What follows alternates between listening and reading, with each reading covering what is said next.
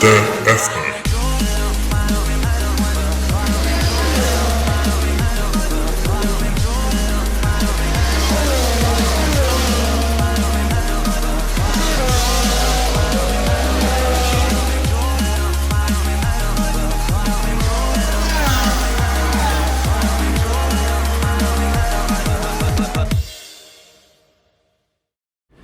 Bonjour tout le monde et bienvenue à la balado-diffusion du Bulletin F1. Je suis votre animateur Abdoussal et ceci est l'épisode numéro 11, aussi appelé l'épisode Sergio Pérez. Le 11 est le numéro de course du pilote mexicain en F1 depuis 2011. Il a débuté sa carrière chez Sauber et, à sa deuxième année, en 2012, il a inscrit 3 podiums, dont une magnifique deuxième place en Malaisie 2012, alors qu'il se battait pour la victoire contre Fernando Alonso dans le temps chez Ferrari. Au terme d'une deuxième saison magnifique, il signait un contrat chez McLaren en 2013, en remplacement de Lewis Hamilton qui est parti chez Mercedes. Sa campagne 2013 fut un échec et fut remercié par McLaren. Il partit chez Force India en 2014 et enregistra un podium mémorable lors du Grand Prix de Bahreïn. Il fit de même en Russie 2015, Monaco et Azerbaïdjan 2016 et 2018. Il est maintenant pilote numéro 1 chez Racing Point, équipe ayant hérité des cendres de Force India, placée en administration en 2018, justement grâce à Pérez. Au fil des années, le Mexicain est devenu un pilote constant et rarement agressif avec les pneus. Au menu cette semaine, on revient sur le magnifique Grand Prix d'Autriche qui a vu un pilote non Mercedes gagner pour la première fois en 2019. De qui s'agit-il? Mais après avoir parlé de ce Grand Prix d'Autriche en Formule 1, on va passer à notre segment classique en route vers la F1 avec les courses de Formule 2 et de Formule 3 en Autriche.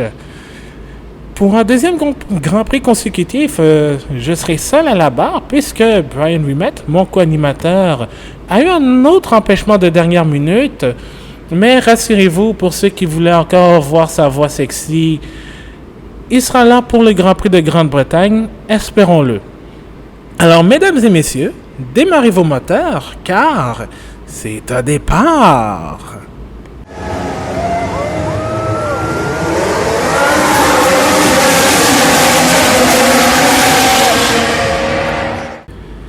D'un extrême à l'autre, c'est ce qu'on pourrait dire des 2 derniers Grands Prix de Formule 1 en 2019 actuellement. En France, la semaine dernière, on a eu droit à la pire course de l'année. Et en Autriche, ce fut l'inverse. Je ne blague pas du tout. On a assisté à la meilleure épreuve en 2019. Si vous avez manqué le Grand Prix, allez regarder tout de suite les faits saillants de cette course, quitte même à interrompre la lecture de ce podcast. Et évidemment à continuer après avoir regardé les faits saillants. Sinon, voici les résultats et vous allez comprendre pourquoi. Le vainqueur de la course est Max Verstappen sur Red Bull. Deuxième, Charles Leclerc sur Ferrari. Et troisième, Valtteri Bottas sur Mercedes. Ensuite, on a en 4e place Sebastian Vettel. Lewis Hamilton, surprise, 5e. Lando Norris sur McLaren, 6e. Pierre Gasly, 7e sur l'autre Red Bull. 8e, Carlos Sainz. 9e, Kimi Räikkönen. Antonio Giovinazzi qui inscrit finalement ses premiers points en Formule 1. 11e, Sergio Pérez sur la première des 2 Racing Point. 12e, Nico Hülkenberg. 13e, Lance Stroll. 14e, Daniel Ricciardo. 15e, Alex Albon. 16e, Romain Grosjean. 17e, Daniel Kvyat. 18e, George Russell. 19e, Kevin Magnussen, décevant. Et 20e et bon dernier, Robert Kubica.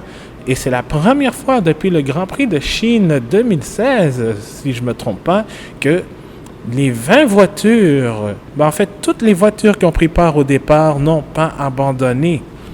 Passons tout de suite aux évaluations de Grand Prix.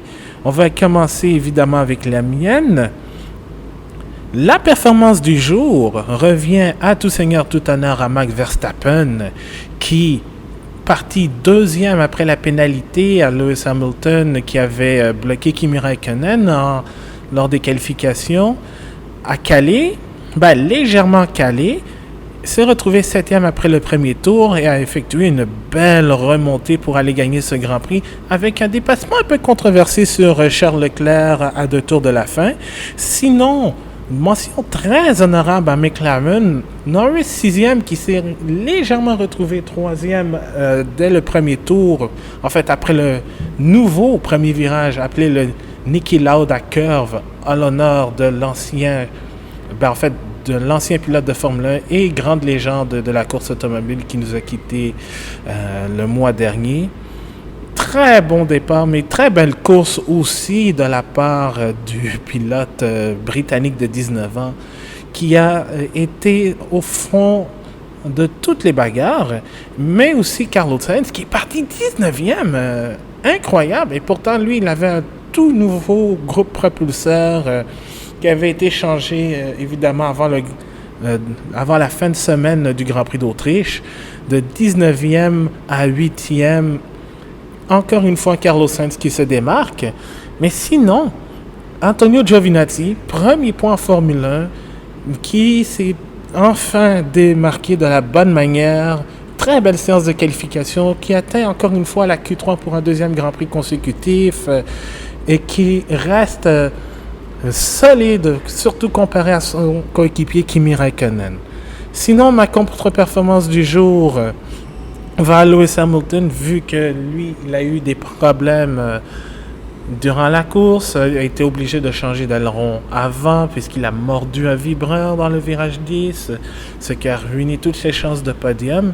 Et malheureusement, encore une fois, je dois donner à Pierre Gasly qui s'est retrouvé à un tour du meneur, du vainqueur, qui est son coéquipier Max Verstappen. Il est déjà sous pression. Il était déjà, mais il est encore plus maintenant avec la victoire de son coéquipier. Sinon, mon moment cocasse du jour, j'en ai plusieurs.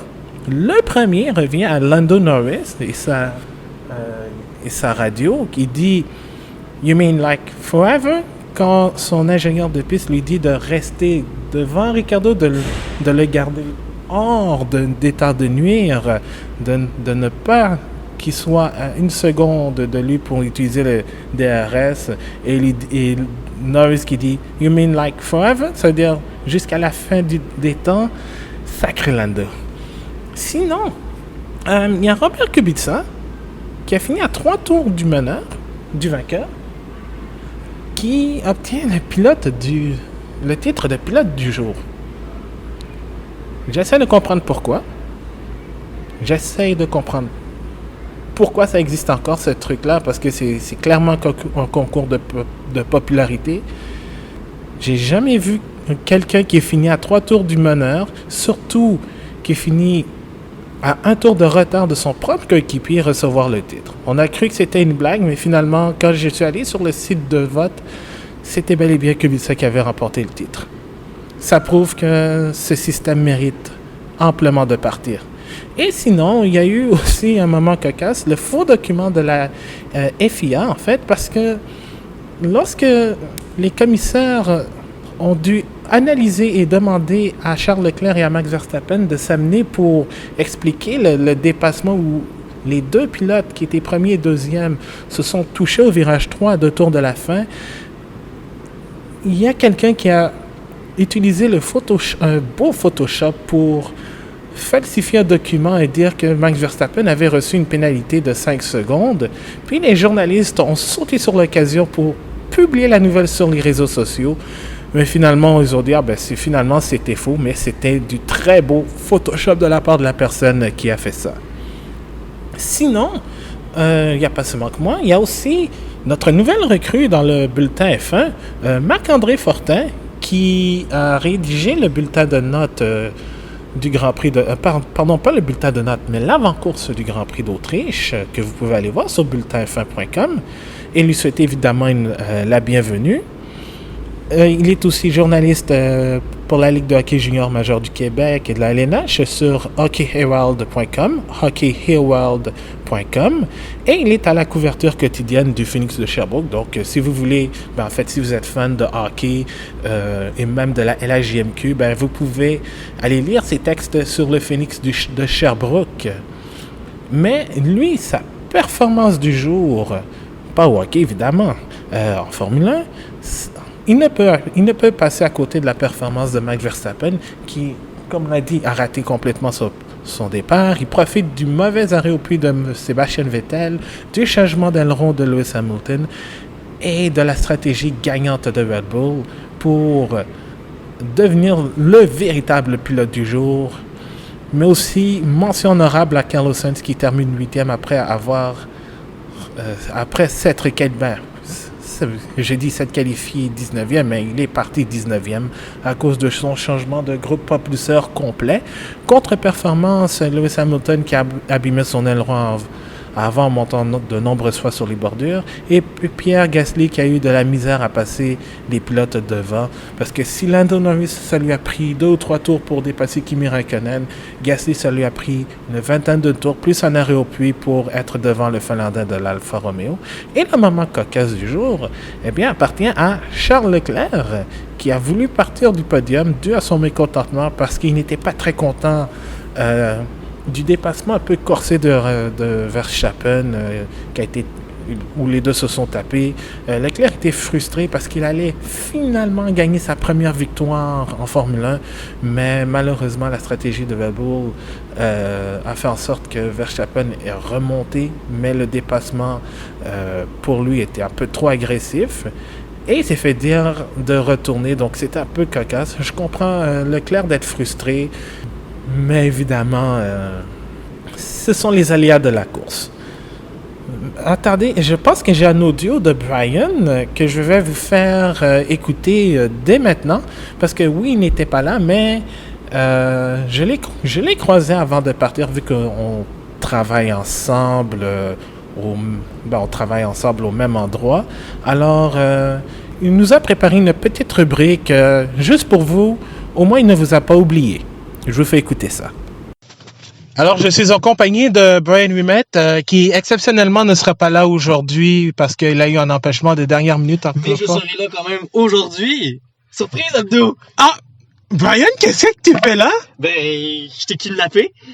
Ah, ben oui, c'est vrai, hein. C'est pour ça que je suis dans ta voiture, ironiquement. Ouais. Juste pour une rubrique spéciale aujourd'hui, je vais juste être là pour les moments forts, les contre-performances et le moment cocasse de la course pour aujourd'hui. Mais la semaine prochaine, je serai là pour... Donc, effectivement, il sera là pour le prochain Grand Prix. Alors, sans plus tarder, Brian, j'aurais besoin de tes évaluations. Alors, performance du jour. Performance du jour, là, tu viens de prendre par les sentiments. Encore, la Red Bull de Max Verstappen. Mais il faut que je le dise aussi, Lando Norris aujourd'hui qui a été brillant à la course. La voiture était en pleine forme, le pilote aussi était en pleine forme. Fait que j'étais en plus vers la McLaren aujourd'hui de Norris, malgré que Verstappen a gagné cette course-là. Sinon, j'étais un petit peu déçu pour la contre-performance, un petit peu déçu de Lewis Hamilton aujourd'hui. Lui qui a terminé 4e à la course, on dirait que 5e en plus. Parce qu'il s'est fait dépasser par Vettel dans le dernier tour. Oui, c'est vrai. En fait, ce qui est décevant, c'est que je vois que le champion du monde, des fois, c'est mauvais départ aussi. On se rappelle qu'il y avait une pénalité de 3 places pour le blocage de Kimi Räikkönen en qualification. Oui. Puis c'est ça, on dirait qu'il était pas tout là aujourd'hui, ce qui est très très très dommage.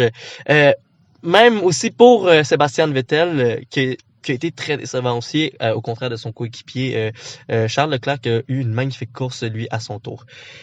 Moment cocasse. Vraiment, le dépassement Charles Leclerc et Max Verstappen, comme tu m'as dit un petit peu plus tôt dans la journée, ça a été vraiment 50-50. Ouais. On voit que Verstappen est vraiment sur l'offensive, vraiment prêt à tout pour dépasser son rival. Puis que malheureusement, malgré tout ça, on voit quand même que Charles Leclerc est très hésitant. Peut-être qu'il l'a pas vu arriver, il n'a pas prévu son arrivée aussitôt. Mm-hmm. Il s'est quand même pris large je sais pas si t'as remarqué, au virage, il s'est pris très, très, très large. Ouais. Tu sais, il a failli avoir un petit dépassement au tour 68, mais c'était très, très, très serré, mais on voit que l'offensive de Max Verstappen au tour 69 était beaucoup plus agressif, beaucoup plus présent, puis que je pense que Charles Leclerc a carrément été pris par surprise par l'arrivée de Max Verstappen. Je sais pas comment tu trouves ce dépassement-là. Ah ben maintenant que tu en parles, moi je pense que au contraire, j'ai l'impression que Leclerc a laissé assez d'espace à Verstappen, comme n'importe quelle bataille en fait, tu laisses au moins une distance correcte pour effectuer le dépassement. Leclerc l'a fait, mais Verstappen a tenté de le neutraliser, disons-le. Mm-hmm. Leclerc s'est peut-être abattu un peu trop vite sur Verstappen. Mm-hmm. C'est quelque chose, c'est ça que je te disais via message texte. C'est du 50-50 parce que oui, Verstappen est peut-être allé un peu large pour fermer la porte à Leclerc, mais Leclerc, disons, lui a laissé un peu trop d'espace et quand il a tenté de revenir, ben là, il était trop tard. Verstappen ne pouvait pas le laisser passer comme ça. Mm-hmm. Peut-être que Leclerc aurait pu se rétracter puis tenter une autre attaque au prochain tour. Marie qu'il en restait deux aussi. Ouais. Là. Donc là-dessus, Leclerc a été, je dirais, quand même intelligent malgré tout. Il a fait ce qu'il a pu. Donc, il était sage. Il n'a pas été téméraire sur sa défensive. C'est ça. Il n'a pas voulu être trop agressif. Surtout que il y a quand même, on a vu, il y a eu un accrochage. Oui. Imaginez si la Ferrari aurait été un petit peu plus agressive, un petit peu plus téméraire, il aurait pu avoir des dommages. On se rappelle à même titre il y a 2 ans avec Nico Rosberg puis Hamilton quand il y avait eu au même virage en plus, quand il y a eu le dépassement, Nico Rosberg s'est pris un petit peu trop large, il est revenu sur Hamilton et ça a été à son désavantage parce qu'il se ramassait avec un front wing brisé. Oui, et une pénalité de 10 secondes en plus de ça. Fait qu'il s'est ramassé vraiment loin dans le classement. Oui. Ce qui n'a pas été le cas pour Charles Leclerc, ce qui est très rassurant. Ce qui est très rassurant, puis peut-être pour ceux qui ont regardé les courses de soutien, Formule 2, Formule 3, il y a eu des incidents à ce même virage 3 depuis le début de la fin de semaine. Donc, ce qu'on a vu avec Leclerc-Verstappen, ben, c'était propre. C'était propre comparé à ce qu'on a vu. Donc, bonne décision de la part des commissaires de la FIA de ne pas sévir sur le cas Verstappen-Leclerc. Même s'il y avait une pénalité, j'aurais compris parce que peut-être que on nous aurait expliqué que Verstappen était dans le tort pour une raison X ou Y. Et là, au moins, ça crée un précédent pour ceux qui veulent tenter, en fait, un dépassement de cette manière où ça se touche. Mm-hmm. Donc, vraiment une bonne décision. Bon, ça a été un peu long. Ça a pris plus longtemps que quasiment 2 heures, hein? Ouais, quasiment 2 heures parce que je pense que quand j'étais là envoyé, il était aux alentours de 14 heures, heure du Québec. Mm-hmm. Donc, puis Verstappen et Leclerc ont été appelés, en fait, vers midi. Donc, mais c'est toute quelle course pour de vrai. C'est vraiment une course qu'on voit que là, les dés sont brassés, les cartes sont plus jouées de la même façon. Ouais. On voit que là, il y a des écuries qui ressortent du lot, qui sont plus performantes. Là, on voit Haas, magnifique qualification. Oui. Un petit peu de déception au niveau de la course, mais c'était quand même très bon. On voit les McLaren aussi performer. Sainz qui est parti P18, P19. 19e, puis qui s'est ramassé à la 8e place, quand même, qui est terminé 8e. Chapeau à lui. Faut aussi parler du départ du stall de Verstappen en début de course. Oui, exactement. Donc, si on se rappelle bien, Verstappen il est parti sur la première ligne, puis dû à un faux départ, un mauvais départ de la part de Verstappen, il s'est ramassé 9e. Quel rattrapage tout au long de la course. On s'attendait pas à ça. Surtout avec un moteur Honda puis un châssis Red Bull. Il faut mentionner aussi que c'est la première victoire du motoriste Honda F1 depuis 2006 avec Jenson Button Hongrie. en Hongrie, Hungaroring. Oh oui, une course magnifique encore là sous la pluie. On voyait vraiment les mécanos de Honda puis les ingénieurs d'Honda très contents de leur shot parce qu'on se rappelle que les mécanos il y en a non seulement chez Red Bull mais aussi chez Toro Rosso. Oui. On voyait des deux côtés que c'était qui étaient très très très fiers de leur coup puis très très très contents du résultat chez Red Bull pour Max Verstappen et même aussi pour Gasly. Oui, exactement. Puis en plus avec toutes ces années, les 3 années entre 2015 et 2017 en train d'être enguirlandé par McLaren parce qu'il n'avait pas les performances espérées, là, ça fait du bien de voir les efforts, puis l'acharnement aussi, très typique dans la culture japonaise. Ils sont des gens passionnés. Du travail ardu, dévoué, et finalement, même si j'ai, disons, été un peu sévère avec Red Bull concernant Gasly, le fait qu'il ne soit pas patient, là ils l'ont été avec Honda, puis ça rapporte énormément. Puis les résultats s'en viennent. Et Honda a gagné un Grand Prix avant Ferrari cette année. Ben oui, c'est vrai. Fait que là, on voit que, comme je disais, les dés sont brassés, les jeux sont changés, puis on est encore en début de saison. Fait que ça promet encore pour les prochains Grands Prix, les prochains mois. Là, on s'en vient bientôt, on approche vraiment des vacances bientôt de la F1. Ouais, il reste encore 3 Grands Prix avant les vacances, donc on va finir ça sur une bonne note. Sur une bonne note, exactement. Puis là, après ça, il y a les prochaines évolutions moteurs après les vacances, puis la game va être encore meilleure aussi. Exactement. Eh ben, Brian, merci beaucoup pour Ça fait plaisir. moment. On va se retrouver pour le Grand Prix d'Angleterre. À Silverstone. Yes. À la maison de Lewis Hamilton. Oui, et à la maison aussi de plusieurs écuries aussi, vu que Silverstone n'est pas très loin des usines de certaines écuries, dont celle de Mercedes. Et McLaren aussi. Et McLaren et aussi. Williams. Et Williams aussi. Williams aussi. Et Williams. Bof. Bref. Bonne soirée. Merci, Brian. Profite de ta soirée. Merci beaucoup. Puis on se revoit. On se revoit, exactement. Merci, Brian. Alors, c'était Brian qui nous a donné son évaluation, puis aussi un petit compte-rendu de son Grand Prix. Lui qui n'avait pas regardé la course en direct comme plusieurs d'entre nous, vu que lui, il travaillait. Mais il s'est contenté des faits saillants. Et comme il est un amateur de Red Bull, il était probablement au 7e ciel. Et désolé un peu pour la qualité audio, j'ai enregistré avec mon téléphone. J'ai testé l'option enregistrement pour la première fois. Ça sonnait pas trop mal non plus. Maintenant, passons aux évaluations de nos internautes. On a sur Twitter Tokyo qui nous dit performance du jour Verstappen.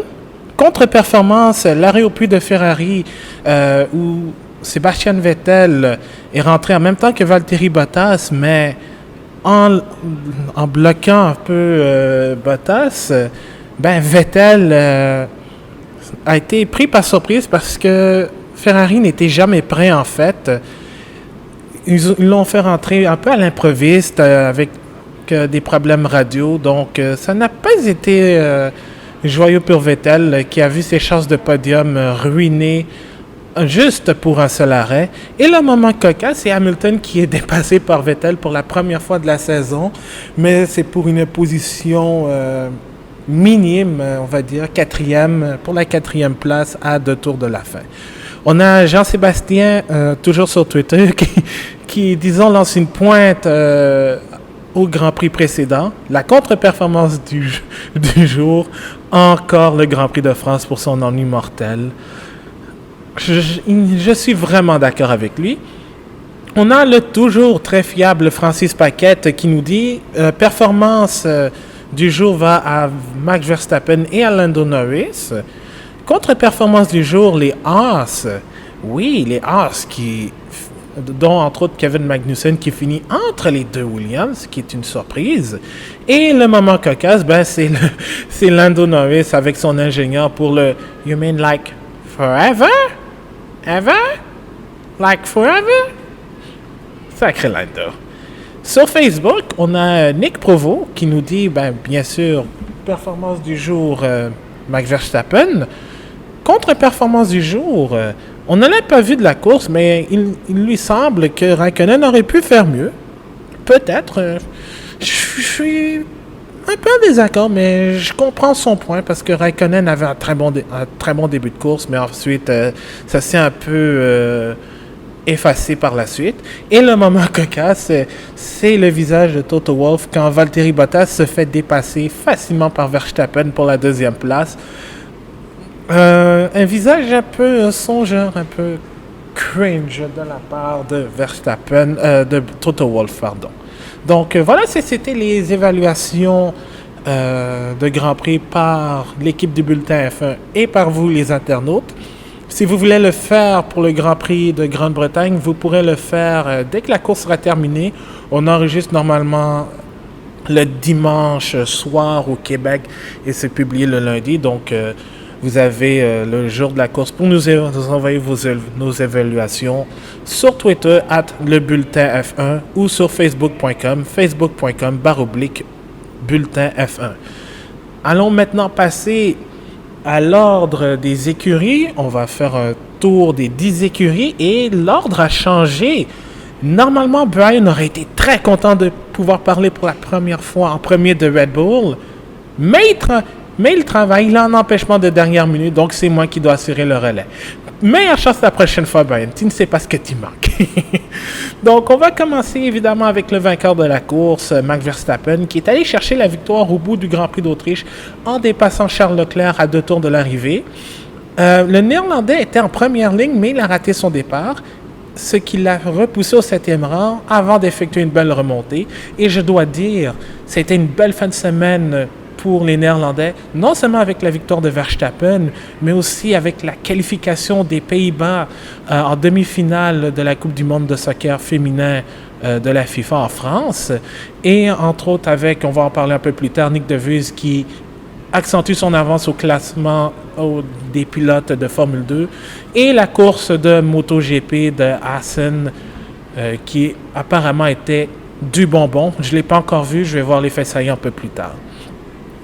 Mais pour revenir à Verstappen, il dit qu'il a eu un mauvais plat sur un de ses pneus dans le premier relais, mais après l'arrêt au stand, il volait comme une fusée. Et son dépassement dans l'avant-dernier tour, il a signé ce qui est la première victoire de Honda depuis 2006, lorsque Jenson Button a gagné le Grand Prix de Hongrie, ce qui était aussi sa première victoire en Formule 1. La première d'une dizaine à peu près en 2006. Et il avait un très bon rythme dans les lignes droites pour dépasser. Et ça fait du bien autant pour Red Bull que pour Honda parce que depuis le début de l'année, Red Bull nous offre de belles performances. Bon, on va dire, Max Verstappen nous offre de belles performances course après course. Même quand ça a été difficile, par exemple à Montréal, il y a eu damage limitation, excusez-moi pour l'anglicisme. Et même Christian Horner, le patron de Red Bull, était vraiment sans voix après avoir vu Verstappen voler comme une fusée. Horner a avoué, il a avoué en fait que la course de son pilote numéro 1 était pas mal ruinée. Il avait le système anti-calage et il aurait pu au moins atteindre la 3e place, mais la manière dont il a remonté le peloton tout en gérant les pneus, c'était vraiment incroyable. Mais le dépassement sur Leclerc au 69e tour, d'après moi, c'était ce qu'il y a de mieux dans la course. Je sais que pour plusieurs, il y en a qui pensaient que ça aurait dû être une pénalité à Leclerc, pas à Leclerc, mais à Verstappen. Mais je pense que quand on regarde les images, Verstappen, oui, il est allé un peu large pour fermer la porte, mais c'est ça qu'il fallait qu'il fasse parce que Leclerc avait, même s'il n'allait pas avoir le DRS sur la ligne droite qui suivait après le virage 3, mais il fallait qu'il lui ferme la porte. C'était un peu dur, c'est du Verstappen tout craché, mais il fallait au moins qu'on ait ce genre de bataille. Peut-être que c'est un incident de course parce que je pense que Leclerc a laissé un peu trop d'espace à Verstappen, ce qu'il fallait qu'il fasse de toute façon. Mais Leclerc, d'après moi, est juste revenu un peu trop large, un peu trop tôt sur Verstappen. C'est un incident de course, c'est quelque chose qui arrive. Ça va créer désormais un précédent. Donc, s'il arrive la même chose, ben là, on va dire, comme au soccer, play on. Mais du côté de Pierre Gasly, c'est très difficile. Il finit à un tour de son coéquipier et de la victoire même. Mais évidemment, le Français était dégoûté. Il était déjà sous pression avant la course, après que Helmut Marko, le directeur de l'Académie des jeunes pilotes de Red Bull, a dit que ses résultats étaient inacceptables. Il a essayé de pousser, il a trop attaqué avec les pneus durs, mais il les a même détruits au début du relais. Donc c'était beaucoup trop compliqué, ce qui explique aussi pourquoi ça a pris du temps avant qu'il dépasse Kimi Räikkönen. Bon, il essaie d'être satisfait de la victoire de Red Bull et de son coéquipier Verstappen, qui est aussi un peu son ami, mais il est aussi un bon ami de Charles Leclerc. Parce que pour Charles, c'est son pote, c'est le pote à Charles, donc ça le rend un peu triste. Et ils ont une belle bataille. Il dit que la voiture a bien fonctionné avec Max, et on sait maintenant quelle direction il va prendre au cours des prochains Grands Prix. Mais parce qu'il y en a beaucoup qui critiquent Gasly. Bon, avec raison, parce que les performances sont en deçà des attentes. Mais je dois dire, si Verstappen et Red Bull récoltent les lauriers qu'ils ont aujourd'hui, c'est en partie grâce à Gasly. Parce que depuis son passage en Super Formule 1 avec Tim Mugen, qui est l'équivalent de l'IndyCar au Japon, il a aidé Honda dans le développement moteur. Il l'a aidé aussi avec Toro Rosso quand il est arrivé pour la saison complète en 2018. Les résultats étaient là. Oui, ça a été un peu plus difficile, mais comme je l'ai dit avec Brian, il y a eu de la patience. Peut-être ce qui me manquait avec McLaren. Il fallait que cette écurie, il fallait que Honda puisse mieux développer les moteurs avec la liberté qu'ils ont. Parce qu'on sait, les Japonais ont une mentalité d'acharnement positive. Ils sont prêts à tout pour gagner. Donc, Gasly a compris comment les Japonais travaillaient. Il a passé une année complète, presque une année complète au Japon. Donc, il connaît la culture. Contrairement à McLaren et à Fernando Alonso. Oui, les résultats ne sont pas là, mais il mérite une partie de la gloire. Passons maintenant chez Ferrari. On va commencer par Charles Leclerc, puisque ça a été celui qui a fini le plus haut parmi les deux pilotes de la Scuderia. Il est parti en pole, il a été très rapide tout le long de la fin de semaine. Il avait sa première victoire en main, mais il a été dépassé par Verstappen à 2 tours de la fin de la course. Mais si vous l'avez vu, il avait un langage corporel assez négatif parce que il avait sa première victoire entre ses mains, mais il est plutôt dégoûté par le dépassement, en fait. Il est énervé contre Verstappen.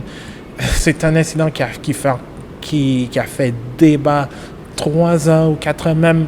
On en parle encore aujourd'hui sur les médias sociaux. Et Leclerc est vraiment énervé contre Verstappen. Parce que, il a probablement revu les images. Il y a eu, juste avant le dépassement qui allait coûter la victoire à Leclerc, il dit qu'il était sur l'extérieur. Comme le tour d'avant, c'était bien car il lui avait laissé de l'espace à la sortie du virage. Mais il ne l'a pas fait au tour suivant, donc c'est là où ils se sont touchés.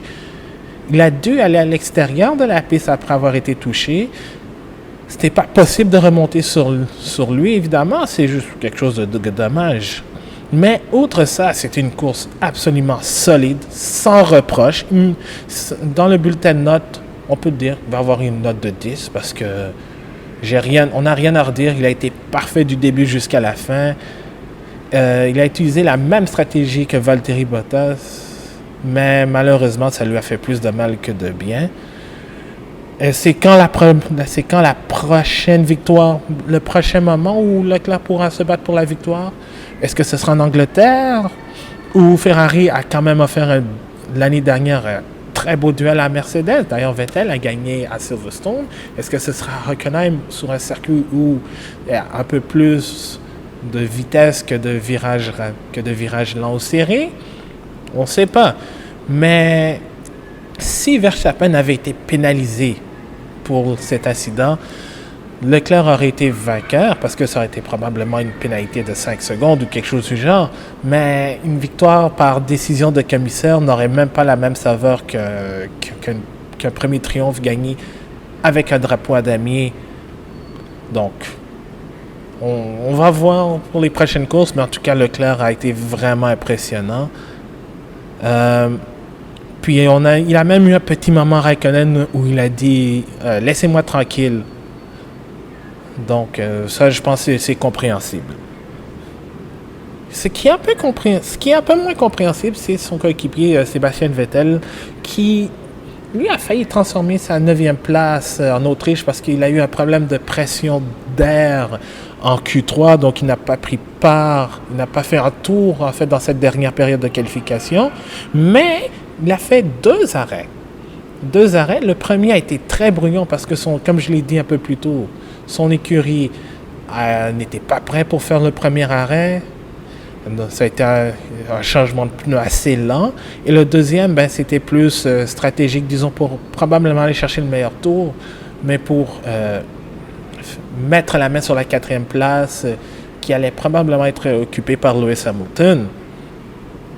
Donc, et Vettel l'avoue, c'est Leclerc qui méritait de gagner. C'est évidemment lui qui était le plus rapide. Vettel n'était pas tellement dans le coup. Il a même fait un dérapage tête à queue lors des essais libres numéro 2 le vendredi après-midi. Ça lui a fait mal. C'est une 2e qualification consécutive où il se retrouve hors du top 5.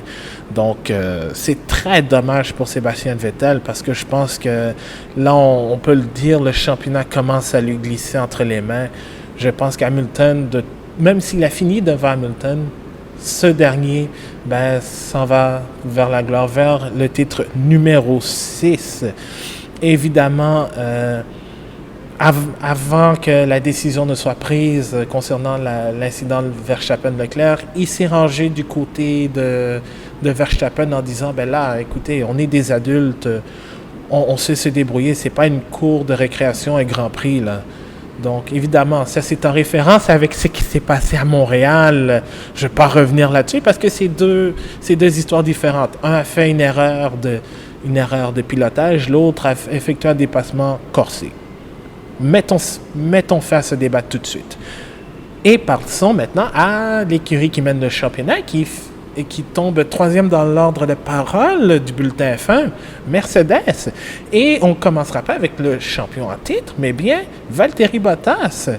Parce que Mercedes a souffert face à Ferrari pour la pole en Autriche, mais soyons honnêtes, personne ne s'attendait à ce que Ferrari et Red Bull soient rapides que les flèches d'argent. Donc, ni Hamilton et encore moins Valtteri Bottas, qui finit sur le podium en 3e place, n'ont eu leur mot à dire pour la victoire. Ils n'ont jamais été dans le coup. Donc, 3e pour Bottas, c'était le mieux qu'il pouvait. C'était un bon départ quand même. Bon, il est parti 3e avec la pénalité de son coéquipier qui a eu 3 places de pénalité, mais qui s'est retrouvé 4e. Lui et Bottas a eu des problèmes de surchauffe avec le moteur. Il fallait qu'il gère la température de sa voiture. Mais ce sont des bons points. Puis il finit devant Hamilton. C'est tout. C'est quelques points. Mais c'est un positif qu'on pourrait lui trouver. Donc, la surchauffe lui a forcé à ralentir et baisser le rythme de course. C'est pour ça aussi qu'il a perdu la 2e place aux dépens de Verstappen et de surcroît de Leclerc évidemment, mais Leclerc était devant Bottas depuis le début de la course. Quant à son coéquipier Lewis Hamilton, lui il a souffert du même mal que Bottas, donc une surchauffe du moteur, et ça n'a pas été une fin de semaine du tout facile pour le Britannique. Comme je l'ai expliqué, samedi, bloque involontairement Kimi Räikkönen, se retrouve avec une pénalité de 3 places. Mais c'est un week-end complètement raté. Lui aussi, il a eu de la surchauffe, contrairement au Ferrari et Red Bull. Et ça a causé un problème parce que ils ont moins de puissance. Et moins de puissance avec l'altitude parce que le Red Bull Ring se trouve dans les montagnes de la Styrie. Donc, et en plus, il faisait très chaud. Il faisait 35 degrés l'air ambiante. La température de piste aussi aux alentours de 52 degrés Celsius. Parce qu'en Europe, c'est une période de canicule assez intense. Donc, avec moins d'air, il y a moins de refroidissement. Donc, c'est un peu un cercle vicieux, évidemment. C'est dommage. Et en plus de cela, avec la victoire de Verstappen, Mercedes rate l'occasion d'égaler la marque de 11 victoires consécutives établie par McLaren en 1988, lors de ce qui était la saison de domination des McLaren Honda, avec Ayrton Senna et Alain Prost au volant. Une saison qui a été remportée par Ayrton Senna. Parlant de McLaren, on va parler de l'écurie qui possède le moteur Renault et qui confirme son statut de meilleure équipe du peloton, ou disons-le, meilleure équipe de la Formule 1.5, comme mentionné par plusieurs personnes sur Reddit. Lando Norris, encore une fois une belle performance, il a terminé 6e, meilleur des autres, et devant Pierre Gasly, après être parti 5e sur la grille. Mais ce qui est son point fort ou son forever, c'était sa lutte avec Lewis Hamilton pour la 3e place au départ. Kimi Räikkönen, le vétéran, qui pourrait même être son fils, et qui pourrait même être le fils de Räikkönen, et Sébastien Vettel. Bon, Norris dit que il manquait de ligne droite parce qu'il a le moteur Renault qui n'est pas très performant comparé à la Mercedes d'Hamilton et encore moins la Ferrari nichée dans la Alfa Romeo de Räikkönen. Il a fait tout ce qu'il a pu, mais heureusement, il a pu repasser Räikkönen et ça a été pour la suite une très bonne gestion de course. Oui, bon, il y avait Daniel Ricciardo qui était derrière lui, mais ce dernier a été dépassé par Pierre Gasly. Donc, Norris a fait du très bon travail. Mais celui qui en a fait encore plus et qui est malheureusement passé sous le radar, c'est Carlos Sainz.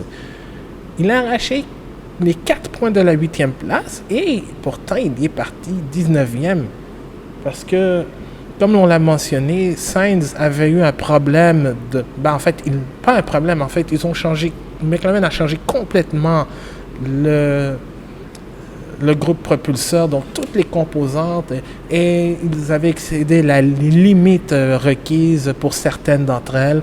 Donc, il a eu plusieurs places de pénalité. Donc, avec Alex Albon, lui, il est parti en fond de grille, mais lui, il décrit ça comme une journée de rêve. Je pense que c'était pas simple pour lui de remonter. Je pense qu'il y a eu même un léger contact avec Gasly apparemment, ce qui a endommagé son aileron avant, mais ça ne l'a pas empêché de revenir et de dépasser les Alfa Romeo, de se rapprocher même du français de Red Bull. Donc, l'évolution en Espagne, l'évolution de la voiture en Espagne commence à rapporter ses fruits. En fait, commence à rapporter. Donc, McLaren avec un moteur Renault fini devant l'équipe qui leur fournit ces groupes propulseurs, c'est une bonne nouvelle. C'est une très bonne nouvelle pour McLaren. Et à l'approche de leur Grand Prix national, comme pour plusieurs à Silverstone, c'est quelque chose de très réjouissant. S'il y a quelqu'un qui peut aussi se réjouir, c'est Alfa Romeo. Surtout Frédéric Vasseur, le patron de l'écurie suisse, même si Alfa Romeo c'est italien, tout ça appartient à Ferrari. Parce que pour la première fois de la saison, et la première fois depuis le retour d'Alfa Romeo, les deux voitures finissent dans le point et passent 6e au classement des constructeurs. Donc, c'était du très beau travail de la part autant de Kimi Räikkönen, mais aussi d'Antonio Giovinazzi. Räikkönen 9e, qui a piloté de manière intelligente, qui s'est retrouvé 5e. 4e dans les premiers tours, mais a dû céder sa place à Lando Norris, mais aussi à Carlos Sainz et à Pierre Gasly. C'était un très très bon résultat, très bon départ de la part du Finlandais. Il manquait un petit peu de vitesse, mais ça c'est pas grave. Donc il fallait qu'il sacrifie la vitesse pour une meilleure gestion des pneus. Parce que avec la température, comme je l'ai dit, 52 degrés sur la piste, c'était assez chaud. Donc, c'est facile d'aller vite, mais c'est aussi facile de garder les pneus en vie avec ce genre de température. Donc, vraiment du très bon travail du Finlandais. Mais Antonio Giovinazzi qui marque ses premiers points, en fait son premier point en Formule 1, après plusieurs courses difficiles où soit il est passé proche, ou soit il est passé à côté. Donc, très beau travail de la part de l'Italien, qui, pour un deuxième Grand Prix consécutif, s'est rendu en Q3. Et là, je pense qu'il est parti je pense 6e ou 7e, je ne me souviens plus, mais a réalisé une très bonne séance de qualification. Si ça peut... Comme je l'ai dit la semaine dernière dans la balado diffusion, s'il est capable de continuer sur sa lancée en France, malgré la malchance d'avoir été ruiné par la stratégie de son écurie, au moins il va pouvoir faire mieux et il l'a prouvé. Il a été excellent. Il est resté dans le tabliste, il est resté à la portée, même de Räikkönen en fin de course. Et là, ça commence à porter fruit. Et devinez quoi, vous savez que peut-être ceux qui ont peut-être pas une image de Giovinazzi, il a des cheveux longs, et après la course, Frédéric Vasseur est allé couper une partie des cheveux en gage de pari en fait que si Giovinazzi allait marquer ses premiers points, qu'il allait que Vasseur allait couper une partie de ses cheveux longs, ce qui a été fait. Vous irez voir la vidéo sur les médias sociaux de l'écurie Alfa Romeo. C'est vraiment drôle, mais c'est vraiment réjouissant de voir l'Italien marquer enfin des points en Formule 1. Si Giovinazzi a marqué son premier point, l'écurie qui a le nom point dans son écurie n'en a pas cette fin de semaine. Jeu de moi, c'est facile. Je le sais. Racing Point était à la porte des points et Otmar Szafnauer, le directeur de l'équipe, en regrette l'absence. Mais il faut le reconnaître, le peloton de McLaren jusqu'à Haas, limite Williams quand ils peuvent, ça devient de plus en plus serré. Celui qui a terminé 11e, c'est Sergio Perez. Il a profité de la durée de ses pneus médiums pour tenter une belle remontée dans le classement et attaquer un peu plus tard, un peu comme ce que Lance Stroll a fait à Montréal et en Paul Ricard. Mais malheureusement, il a été bloqué par plusieurs voitures au départ et il n'a pas essayé de faire l'attaque voulue. Il a tout donné, ça il faut le dire. C'était une bonne performance de la part du Mexicain, à qui on dédie d'ailleurs cet épisode. Mais il a bloqué les roues en tentant un dépassement sur Giovinazzi. Et c'était tout ce qu'il pouvait faire. Rester hors des points, tenter de rester même devant les Renault, qui étaient principalement leur cible pendant le Grand Prix. C'est dommage parce que Racing Point, on dit qu'il va avoir une nouvelle évolution pour une nouvelle voiture pour le Grand Prix d'Allemagne. Je pense que autant Sergio Perez que Lance Stroll ont hâte d'avoir cette nouvelle voiture. Parlant de Stroll, lui, c'était pas non plus une course simple. Encore un bon départ, encore un bon premier relais. Il était même dans la boîte de vitesse Nico Hülkenberg et de Sergio Perez à un certain moment. Mais comme Mercedes, ils ont été obligés de gérer des problèmes de moteur pendant une dizaine de tours et il a été obligé de reculer un peu. Ça lui a coûté à peu près 5 secondes. Mais je pense qu'il dit aussi qu'il y a eu un problème de débit de carburant et il a perdu une place aux dépens de Daniel Ricciardo. Et parlant de Ricciardo, son écurie Renault a manqué de marquer des points en Autriche pour la première fois depuis le Grand Prix d'Espagne avec Ricciardo 12e et Nico Hülkenberg 13e au Red Bull Ring. Donc, tous les espoirs de retourner dans les points se sont évaporés en fin de course. Ricciardo, le seul point positif, c'est d'avoir dépassé Nico Hülkenberg dans le dernier tour pour finir 12e. Il a perdu 2 rangs au départ, mais il était en train de se battre avec Sergio Perez, mais c'était rien. Et même avec Lando Norris pendant un certain temps, mais ce n'était pas facile pour l'écurie française. Et Cyril Abiteboul, le directeur de Renault, qualifie ce Grand Prix de douche froide parce que de toute façon, l'écurie française n'était jamais dans le coup pour marquer des points. Même si Ricciardo s'y est retrouvé pendant une bonne partie de l'épreuve, et pourtant on mettait beaucoup d'accent sur ces Grands Prix Paul Ricard et Autriche pour compléter, disons, la période estivale avant les vacances d'été. C'était pas le cas. Je vais parler un peu de Nico Hülkenberg qui, lui, à l'inverse de Ricciardo, a connu un très bon départ. Il a gagné 3 places depuis la 15e place. Lui qui a eu une pénalité de grille pour un changement de boîte de vitesse, si je ne me trompe pas. Mais il était proche, lui aussi, du top 10, pardon. Lui, il a eu quelques problèmes avec sa voiture, mais il ne pouvait rien faire du tout. C'est dommage pour Renault parce que c'était quelque chose de prometteur. Au Grand Prix du Canada, les 2 pilotes se sont retrouvés dans les points.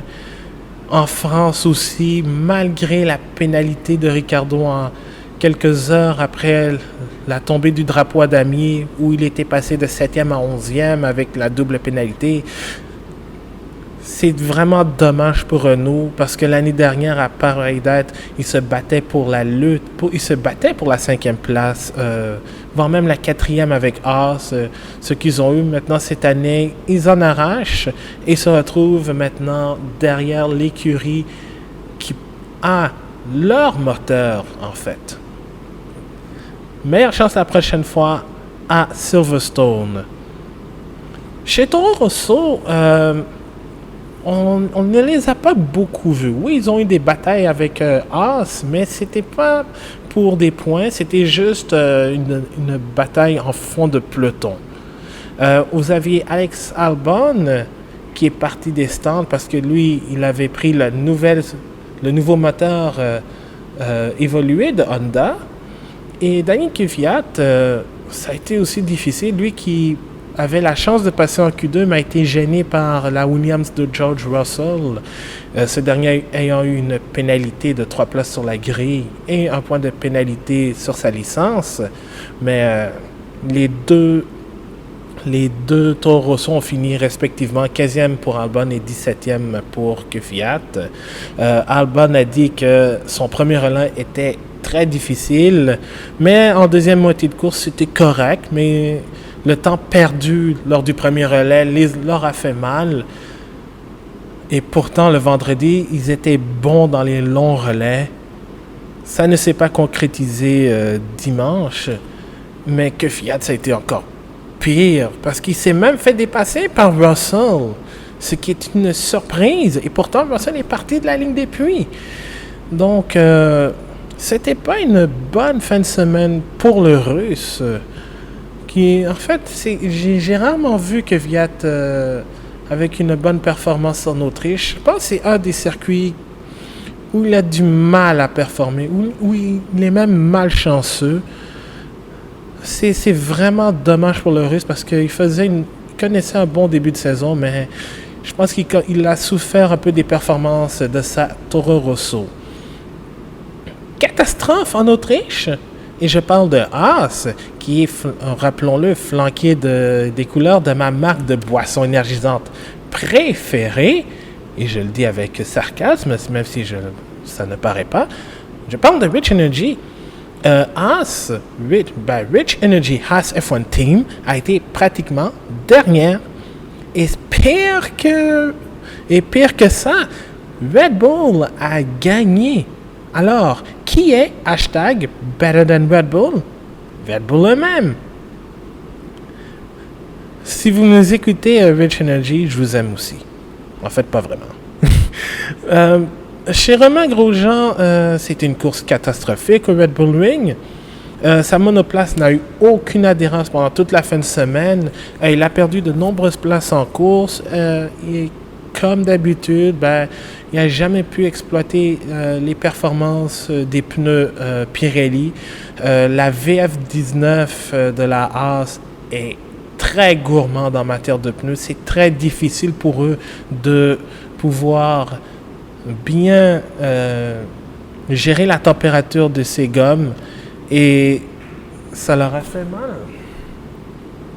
Et il a plaisanté en disant qu'il y a eu une averse locale sur sa voiture.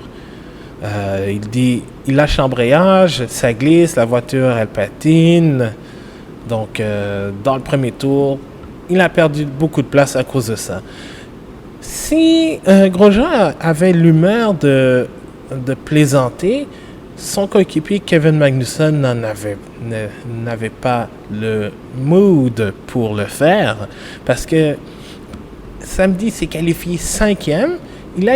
Mais sachant qu'il avait déjà une pénalité pour un changement de boîte de vitesse supplémentaire, il est parti 10e et il finit avant-dernier.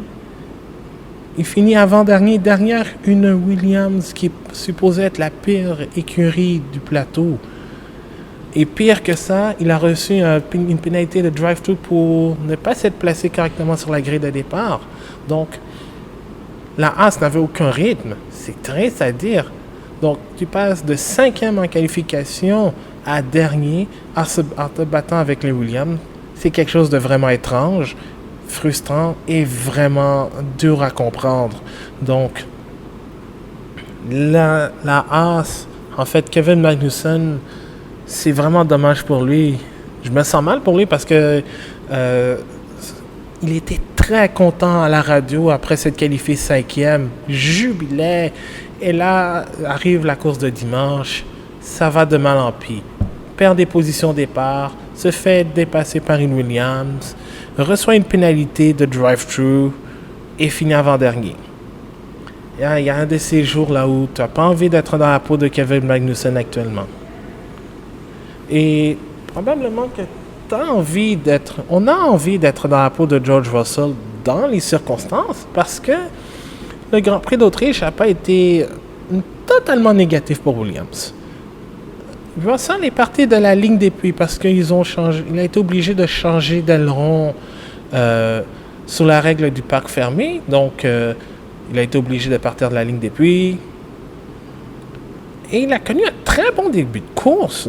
Étonnamment. Il est parti de la ligne des stands. Et il a dépassé Robert Kubica, qui était, je m'excuse à mes amis polonais, il ne pourra vraiment facile, mais il a dépassé Daniel Kvyat. Et il s'est retrouvé dans la belle bataille entre les Toro Rosso et les Haas en début d'épreuve. Et il a même réussi à se défendre contre Kevin Magnussen en fin de course. Donc, il y a quelque chose de positif. Et surtout, au lendemain du licenciement de Paddy Lowe comme directeur technique chez Williams. Donc, très très bonne performance de la part du jeune Britannique et champion en titre de la Formule 2 en 2018. Attention, moi je vais péter une coche. Qui a eu l'idée de mettre un pilote qui termine à 3 tours du meneur pilote du jour? Quelqu'un peut m'expliquer? Parce que je comprends pas comment Robert Kubica peut être nommé pilote du jour alors qu'il finit à 3 tours du meneur, voire même à 1 tour de retard de son propre coéquipier. C'est ça que je disais un peu en début d'épisode. Enlever le Driver of the Day, c'est un concours de popularité. N'importe qui peut voter. Bref, il n'avait pas de rythme. Oui, il a gagné quelques départs en course. Ça, on va être honnête. Il a connu un bon départ, mais il a eu du mal à manier sa voiture parce que la maniabilité n'était pas très bonne. Elle était mauvaise. Donc, il n'était qu'une chicane mobile, en fait, pour les autres au fil des tours. Donc, ça manque d'adhérence. Comme avec Mercedes et Racing Point, le moteur Mercedes surchauffe beaucoup. Donc, avec les pneus qui souffrent beaucoup, il glissait. Donc, c'était pas évident pour Kubica de garder le contrôle de sa voiture.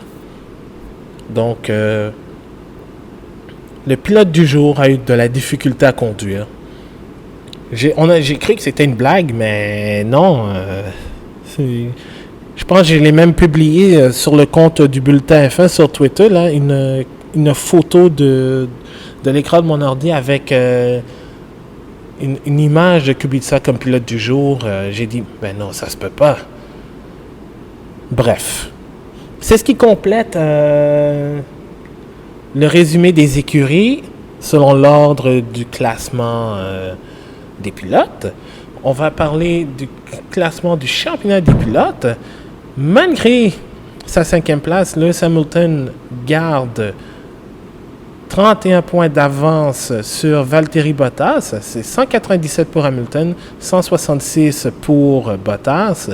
Max Verstappen avec sa victoire et le point boni pour avoir réalisé le meilleur temps à 126 points et passe 3e devant Sébastien Vettel qui en compte 123 et Charles Leclerc atteint le plateau des 100 points, il en compte 105. Au classement des constructeurs, Mercedes continue de mener avec 363 points, à moins d'une catastrophe exceptionnelle pendant les prochaines courses. Je vois mal Mercedes être rattrapé. Ferrari à 228 points et Red Bull en a 169. McLaren garde sa 4e place avec 52 points. Renault 5e avec 32. Alfa Romeo en a 22. Racing Point 19. Toro Rosso 17. Haas avec 16 et Williams avec un beau 0 point. La prochaine épreuve aura lieu en Grande-Bretagne, à Silverstone, et pas pour la dernière fois, j'espère, parce que n'oubliez pas que le contrat du Grand Prix de Grande-Bretagne à Silverstone se termine après ce Grand Prix. It's coming home, lads!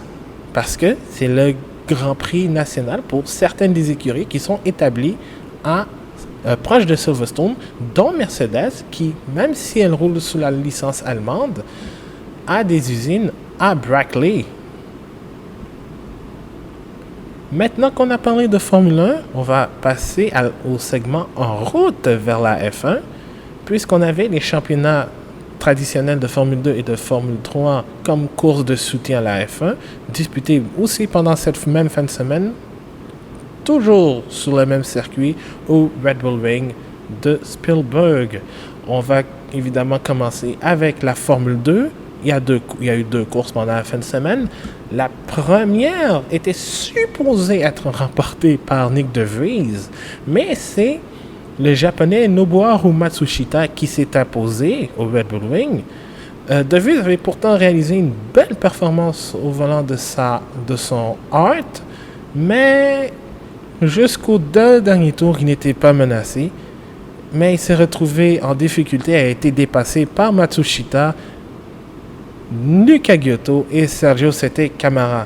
Donc Matsushita, qui est un protégé de Honda, a fait son retour sur la plus haute marche du podium, lui qui n'avait pas gagné depuis 2017 en fait. Mais malgré tout ça, ça reste une belle opération pour De Vries, vu que ses rivaux ont eu beaucoup de difficultés. Nicolas Latifi, qui fêtait son anniversaire durant la fin de semaine, a été percuté par l'arrière par Sergio Sette Camara au virage numéro 3, le fameux virage numéro 3. Ce dernier, Sete Camara, a reçu une pénalité de 5 secondes qui l'a fait rétrograder de la 3e place à la 5e. Mais Latifi n'a pu faire mieux que la 9e place, donc aller chercher 2 points. Et Jack Aitken, quant à lui, a connu une sortie de piste au premier virage, mais était de toute façon dans la 2e portion du peloton. Et il a terminé 10e, donc il est allé chercher un petit point. Présent en première ligne, il y avait Antoine Hubert, le Français qui avait remporté la course 2 à Paul Ricard la semaine dernière. Il a été dépassé par Matsushita, Guan Yu Zhu et Luca Giotto dans les premiers tours de l'épreuve. Il a mené une course solide pour terminer 4e. Zhu termine 5e. En fait, pardon. Zhu, Deletraz et King vont compléter le top 8. Mais cette course a été marquée par le calage de Mick Schumacher, lui qui a été victime d'un problème de volant au départ. Donc, il est parti de la ligne d'appui et avec plus d'une minute de retard. Et il a fini la course malheureusement à un tour, mais avant-dernier, puisque pour sa première course en F2, le Mexicain Patricio Howard a fini bon dernier. Howard remplaçait le légendaire pilote Maiver Raghunathan, qui a été suspendu pour ce Grand Prix d'Autriche à cause de ses nombreuses bêtises en France, mais aussi durant toute la saison 2019 de Formule 2. Mais Howard a reçu une bonne nouvelle. Il va remplacer Dan Tectum en Super Formula, donc le championnat de monoplace japonais.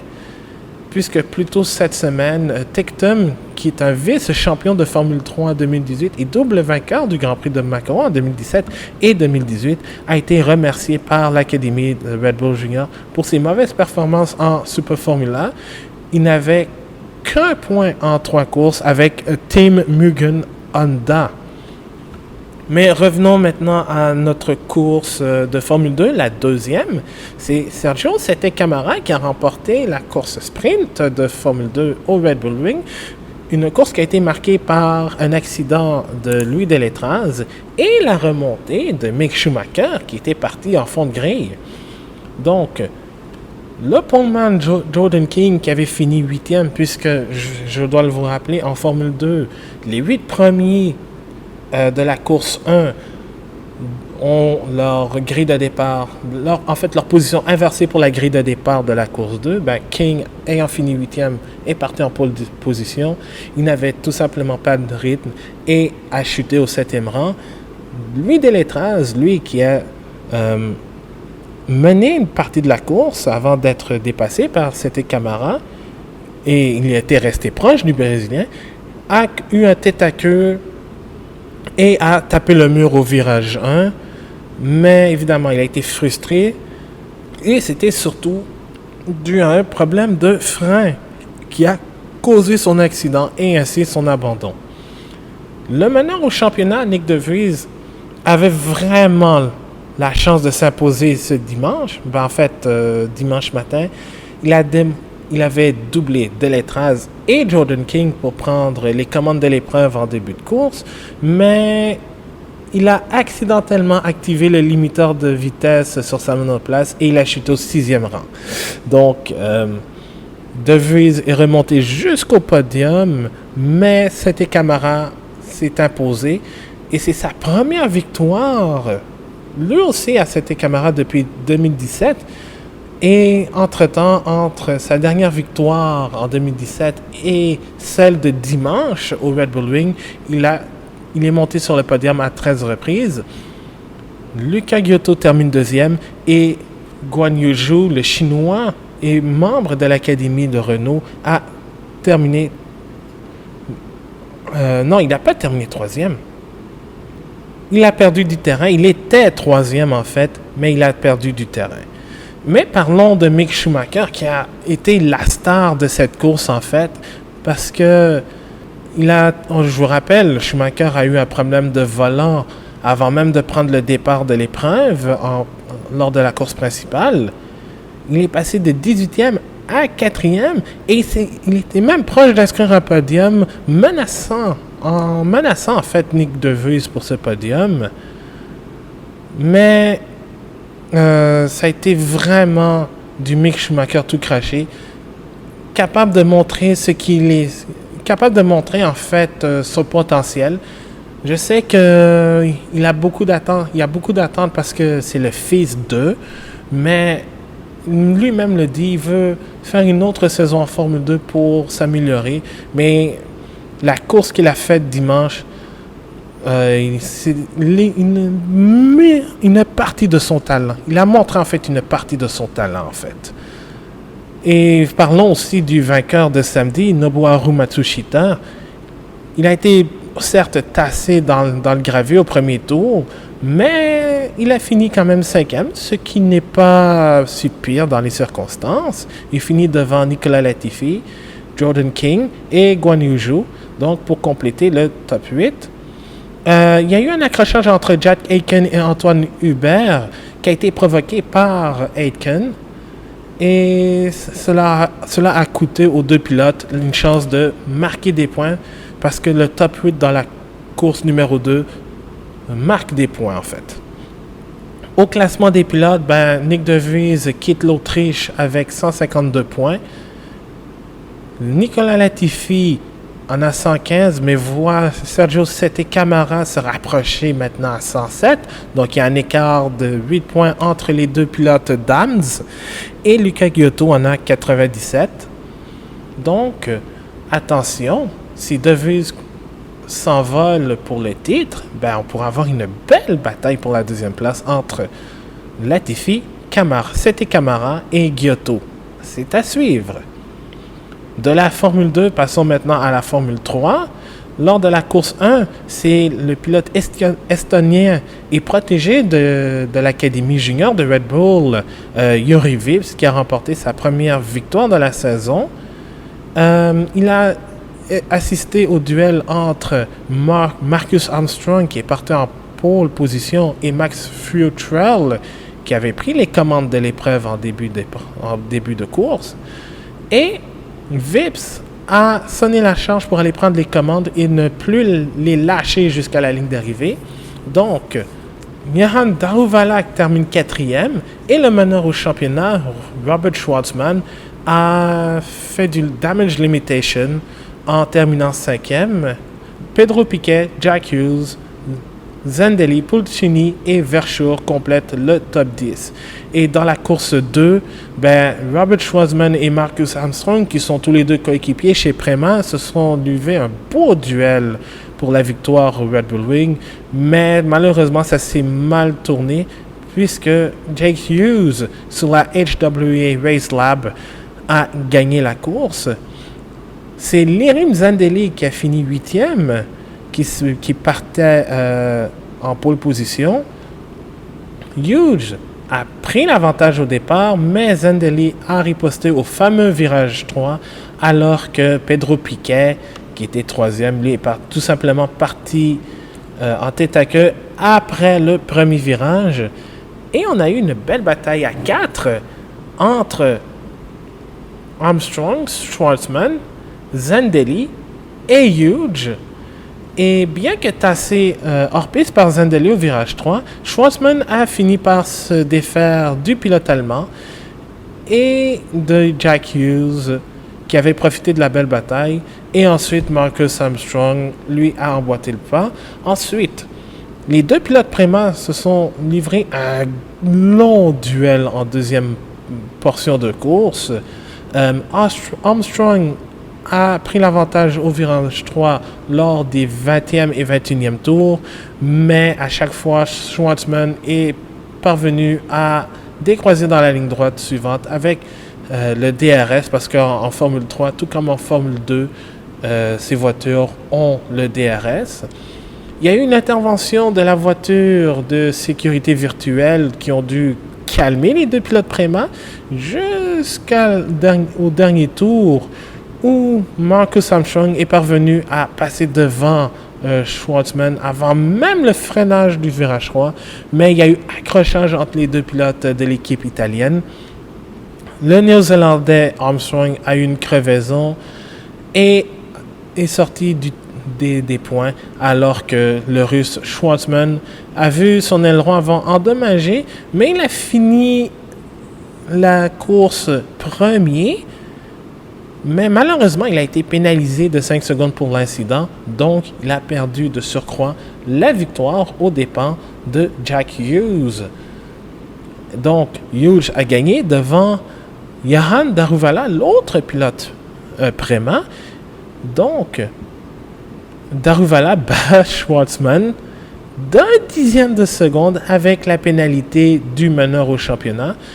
Max Futrell, Leonardo Pulcini, Juri Vips, Lirinja Zendelli et Nico Kari complètent le top 8.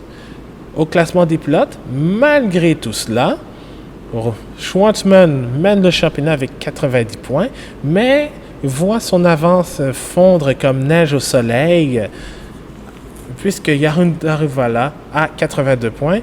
Juri Vips, lui, brise le triplé Prema avec 63 points, et Marcus Armstrong, lui, en a 54. Tout comme en Formule 1, la Formule 2 et la Formule 3 seront à Silverstone pour le Grand Prix de Grande-Bretagne. Et qui sait, peut-être que Maiver Raghunathan sera de la grille de départ de la Formule 2, ou bien même dans le jeu F1 2019. C'est ce qui conclut l'épisode du podcast Le Bulletin F1. Veuillez noter qu'il n'y aura pas d'épisode la semaine prochaine, le temps que je recharge nos batteries en vue du Grand Prix de Grande-Bretagne. Même chose pour Brian.